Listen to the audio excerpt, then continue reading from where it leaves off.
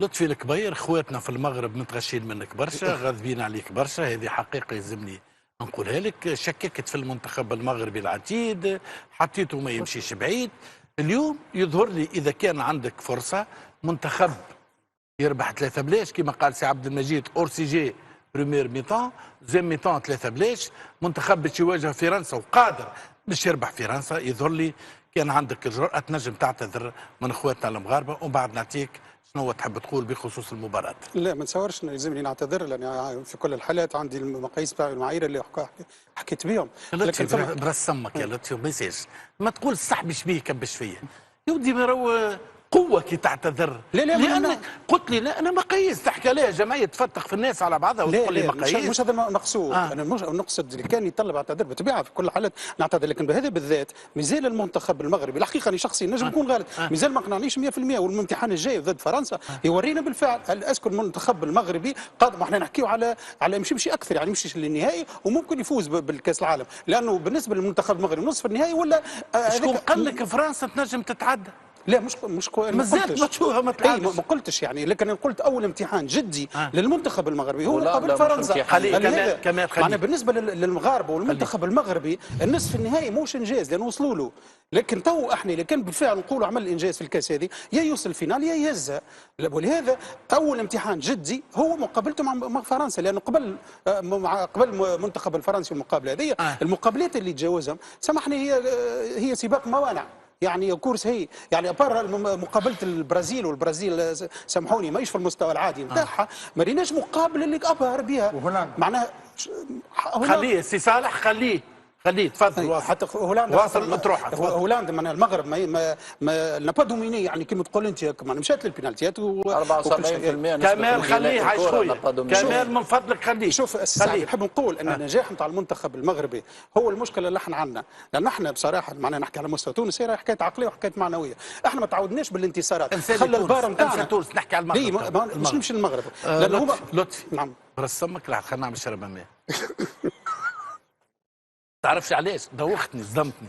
تعرف تحكي سامحني باش تسمي جمعيه، خلينا نسمي بلادي حتى كان تغشوا عليه، كاينك تحكي على اتحاد سلينا يلعب في المونديال. مش امان المغرب بالروندمون هذا بالروح هذيا بالروح القتاليه وما قنعكش، شكون باش يقنعك؟ البرازيل شككت فيها مش في افضل حالاتها. معناها المنتخب المغربي ايش تحب تقول؟ قول حقه ما ترشحش المونديال. لا صعب، خاطر نحطوا له في اطار ورا المقارنه والحكم نحطوه في اطار. انا ما قلتش رديتها مش جمعيه ولا جمعيه معناها ما نعتبروش بها.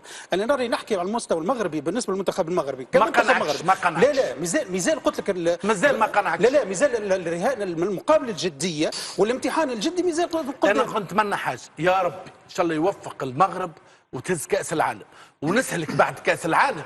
انا متاكد باش تقول لي المغرب ما قنعنيش. لا سامحني صح. لا مش هزه على كل صدق مش تهز عليه صلى تهزه يا رب. لا مش سامحني كمان ان شاء الله المغرب تهز كاس العالم. عليه سامحني كمان عليه ان شاء الله ما تهزهاش. لا مش قلت ان شاء الله قلت ما تهزهاش. قلت مش تهز. وانا نقول لك المغرب قادره باش تتجاوز فرنسا وقادره باش تهز كاس العالم. ماتر كمان بخريج لطفي نحب نسالك سؤال. سمعت زلاتان وغوارديولا اش حكاوا بعد مباراه هولندا على المغرب؟ رايهم معناتها هما قطعهم المغرب وانت لا؟ انا مانيش سامحني هذاك راي متواضع، يعني شخص متواضع اعطيت رايي، لكن مش معناها هما كيما نقولوا لازم. خلي يكمل عاد كمال، خلي يكمل كمال. لا معناتها غدوه انت جي طبيب جراح تقول ما قنعنيش. لا انت قلت لي زلاتان ولا غوارديولا قال رايه، انا مانيش قطيع. كي يحضر ما غيب التيمم مش حكايه قطيع، كي يحضر ما غيب التيمم. لا ماكش في مستوى زلاتان وابراهيموفيتش. ما قلتش مستوى. كي هما يقولوا لك ولا علي الكعبي يقول لك استاذ نجم نكون رايي. انا وقتي علي الكعبي يحكي فنيا نسكت، وقتي بوبانتيني يحكي نسكت، وقتي مروان يحكي نسكت. لكن مش كان زلاتان ماهوش دوماني.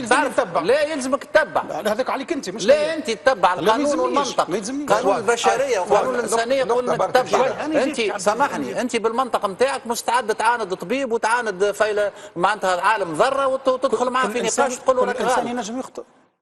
معناتها انت مستعد تعال عالم ذره تقول له لا. كشخص يعيش يزي لطفي عايش خويا، يزي يطلع في المال الصعده المروف ما قنعكش. يا استاذ كل انسان عنده راي ولا هم كل واحد رايك محترم. حتى انا نقول النهار فيه، انا ناكد لك انا رايي النهار فيه 22 ساعه انا مش 24. هاي سيدي كمال انا ناكد لك انت راك تحطيت في الليست نوار تواصل في الطريق هذاك انت في الليست الوار ليست الوار. هاي مجد. لا تو هو احنا نحترموا راي لطفي، لو كل واحد نحترموه، عنده حر، راي. اما لا وقت تقول المنتخب المغربي مازال ما لعبش مقابلات جديه. لعب مع البرازيل امتحان جدي ما قلتش البرازيل مش البرازيل مش النيفو العادي تاع البرازيل هكا الى دوميني البرازيل ومش غفص هولندا.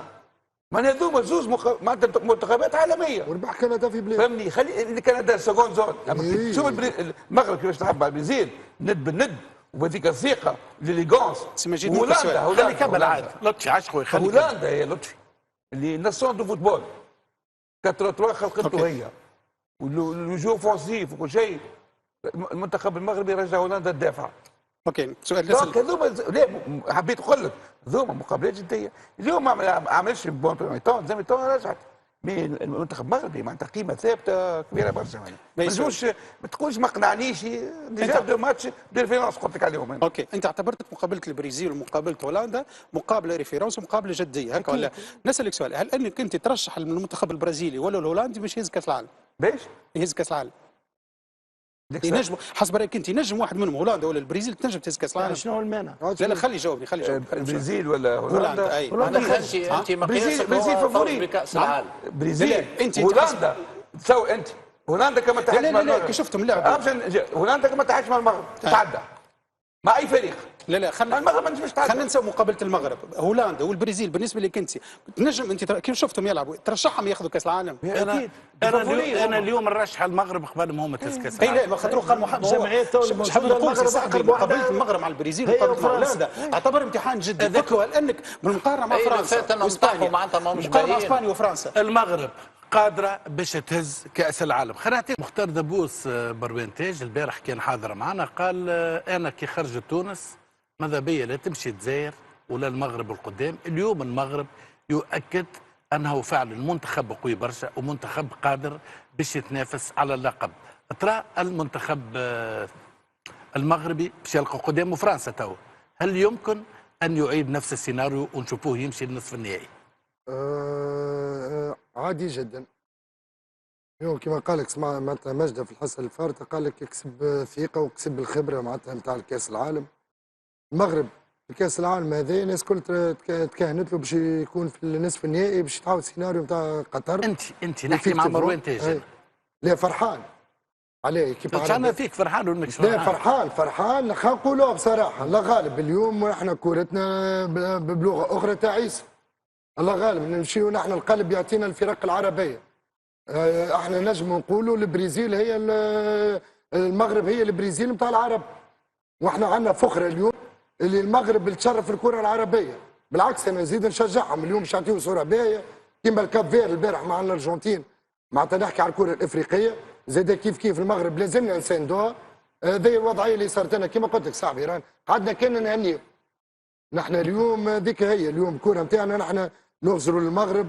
الله غالب الجزائر ما كانتش عندها حظ وكانت خرجت. خلينا نقعدوا هنا اليوم المغرب على الاداء اللي قدمته وتستحق تكون في الربع النهائي. الله غالب القرعه جات باش تكون مع الفريق الفرنسي اللي هو الفريق الفرنسي الناس كنت باش كان باش يكون هو البطل نتاع كاس العالم هذايا. اليوم المغرب ان شاء الله هو يكون زاد كيف ان شاء الله راهو في النصف النهائي. والله غالب كما قلت اللي يخدم يلقى صح. وهذايا معناتها نبدا منين نكمل مروان قال اللي يخدم يلقى. وهنا معناتها الحقيقه انا ما نشاطرش مختار دبوس في الكلام نتاعو. صحيح الكلنا معناتها تاسفنا والكلنا معناتها تغششنا والكلنا معناتها احزننا للمردود الكارثي نتاع المنتخب نتاعنا في المونديال. لكن المغاربه والمصاروه والجزيريه والكاب فير والسنغال يقعدوا معناتها ديزافريكان ويقعدوا هذوما جيراننا واخواتنا نفرحوا لهم. انا نعطيك دي ستاتيستيك في الدور الثمن النهائي دور 16 يعني ترشحوا 16 فريق 7 من امريكا 7 من اوروبا و2 من المغرب. معناتها اليوم اذا كان 2 من المغرب اليوم نقص واحد من امريكا قدام من القاره الامريكيه قدام المروك كندا. فانا ماذا بيا في الدور نصف النهائي نلقى لي زوج جمعيات على خاطر احنا كتوانسه نفرحوا لاخواتنا. قلت انت قعدنا كان نهنيو صحيح نهنيوهم خاطرهم اخواتنا وخاطر هذاك طبعا احنا التوانسه نفرحوا لجيراننا ونفرحوا لاخواتنا العرب.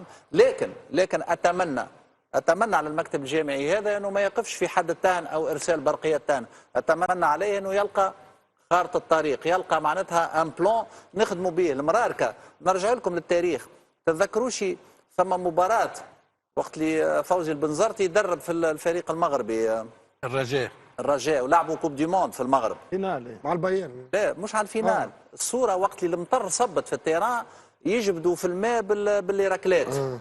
التصويره هذيك حاطينها في ملعب مولاي محمد. علاش؟ على خاطر من التصويره هذيك خدموا على رواحهم، خدموا المنشآت، خدموا الملاعب والبنيه التحتيه، خدموا مراكز التكوين، خدموا على رواحهم.